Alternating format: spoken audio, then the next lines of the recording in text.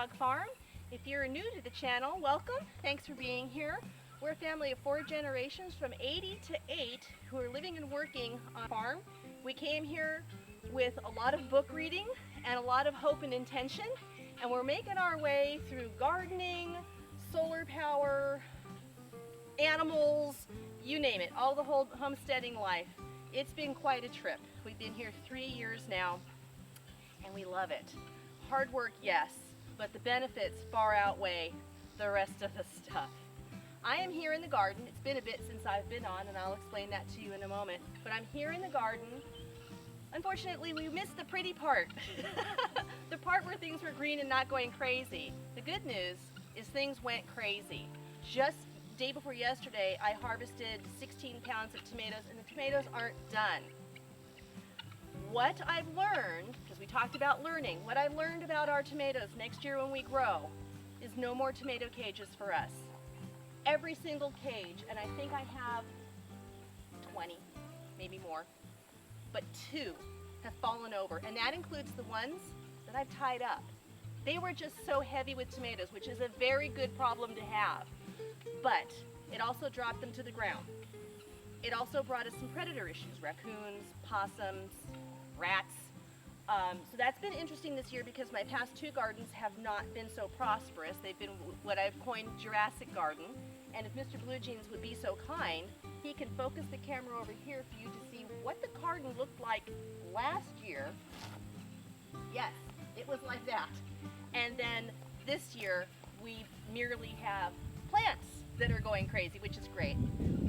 What we did briefly is we brought in some crusher rock because I just didn't want to get in here and mow, and it's much easier for weed abatement. Pulling out the few weeds that start in the rock was much easier than honestly dealing with what you saw, like bushes.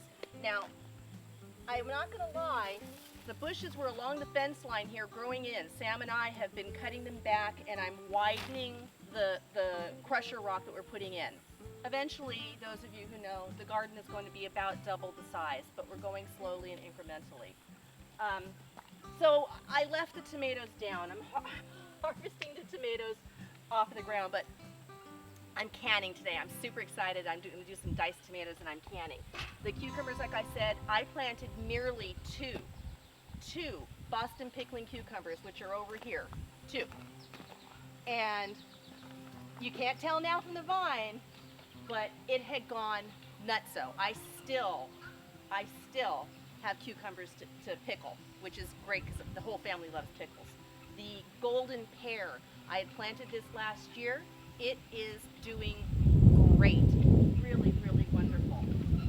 I have to say, I do really like this little arbor, and as the garden expands, I think I want to put more of these in. I like how it looks, but I also like being able to see the cucumbers. The new row garden that's over there, I have cucumbers, squashes, and things growing on the ground. Very hard to tippy-toe around.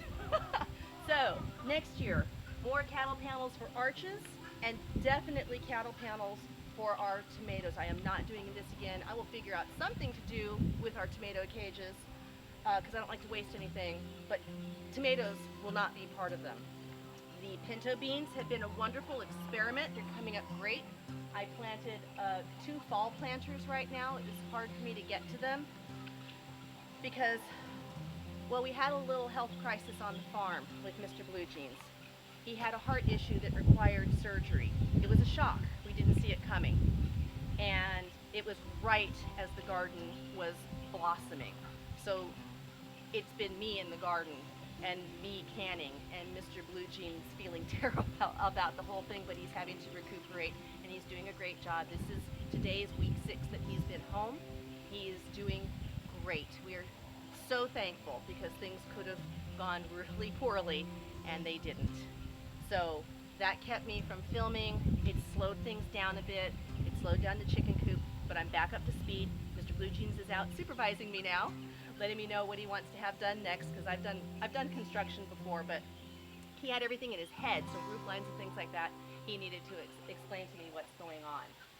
So I had hoped for a fall garden this year. I don't know if that's going to happen, but that's okay. Next year we'll continue expanding. You can probably see the Jurassic Garden Junior over here. That was supposed to be our next set of raised beds. Didn't happen this year, but that will be next spring. Knock all that down, put down our crusher rock, do another thing of raised beds. I'm enjoying the raised beds. Yes, we're on a lot of acreage. The raised beds are so simple to weed. I like the row garden. We put down the fabric cloth.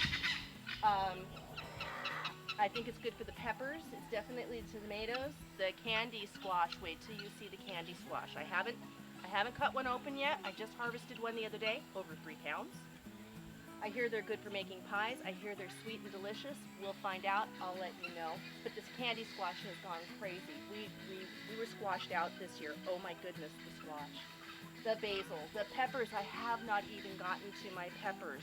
I had planned on doing hot sauce this year. So what I wanted to talk to you about is when you have a surprise, a medical issue, something happens, somebody injures themselves, it changes things. All those plans you had are put on the back burner. And I'll tell you, we're very lucky that our girls wanted to be part of this, because if it had just been Mr. Bluejeans and I, the 2 full-timers, thank goodness we've got Gigi to cook,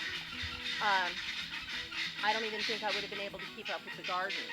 So I would say one of the most important things as a homesteader, if it's just you or just you and a partner or your spouse, make friends, find like-minded people, get to know other people, whether it's at a farmer's market and you talk produce with them or you bring produce with them, but it takes a village. It takes a village to be able to do something like this. And fortunately, we had ours with us and they stepped up to the plate, and even though they all won't work full-time, they made time to come in and help. Sam homeschools. That's a full-time job too. She came in here and helped with the joists. Jamie and Justin have made time, like this evening, they're going to help get some fascia boards up. Help me, because I can't hold those up and screw them in. It is probably the most important thing you can do, is know somebody who's willing, and be willing yourself to go help somebody as well. It's the community. It's the homesteading community. I can't speak highly enough of homesteaders, and I can't tell you from complete lesson learned that you can't do it all on your own. It's tough, especially when you take on a large project and you lose one person. It makes all the difference in the world. So thanks, kids. Dad and I appreciate it. And on to other farm things, because there's just been so much. Donkeys are doing great. Parker is growing. That's the barred rock rooster. He wants to be on camera. Parker's growing. He'll be a year in November. Can you imagine? The sheep are doing great. We're just preparing to extend their pasture again, so I'll be showing you information on that. But Angus looks like he was wooing Kate the other day. Kind of hoping not. I don't really want winter babies, but you know, it is what it is right now because their shed is temporary. I don't have places to separate them just yet. That's all coming. So that's sort of where we're at. Finishing the chicken coop, going to build the rabbit hutch next. Last part of the year will be the sheep and donkey shed. Probably not a fall garden, but the winter time, you know, I know, seed time. We'll start figuring out what we're going to plant. No tomato cages, none. And we just keep on keeping on. And I hope that you're keeping on with your homestead as well. Thanks for tuning in. This is Nikki D with 5 Dog Farm. I'll talk to you soon.